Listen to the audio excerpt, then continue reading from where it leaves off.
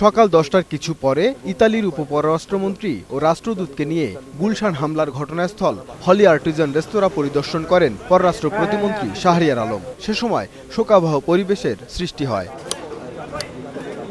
ঘটনাস্থল পরিদর্শন শেষে কথা বলেন ইতালির উপপররাষ্ট্রমন্ত্রী। বলেন, ভবিষ্যতে ইতালি সন্ত্রাসবাদ মোকাবেলায় বাংলাদেশের সাথে কাজ করবে। We had meetings with the minister this morning. The cooperation among Italy and Bangladesh will continue and will be reinforced by this sad situation. এই ঘটনার পরও ইতালি বাংলাদেশ সম্পর্কে কোনো নেতিবাচক প্রভাব পড়বে না, বরং আরও জোরদার হবে বলে জানান পররাষ্ট্র প্রতিমন্ত্রী। যে এই কষ্টের এই অধ্যায়ের মধ্যে দিয়ে এই দুই দেশের সম্পর্ক আরও গভীর হবে, কোঅপারেশন আরও গভীর হবে। অন্যান্য দিনের মতো অস্থায়ী বেদিতে স্বজনরা ছাড়াও ফুল দিয়ে শ্রদ্ধা জানান সমবেথীরা। ফুল দিতে আসা তরুণরা বলেন, সন্ত্রাস জঙ্গিবাদ এই প্রজন্মের ভাষা নয়। জঙ্গি কোনো ধর্ম না, বিশ্বাস হচ্ছে না যে এই ধরনের একটা ঘটনা হবে আমাদের দেশে। গুলশানের ৭৯ নম্বর সড়ক সহ আশপাশের এলাকায় কড়া নিরাপত্তা বহাল আছে।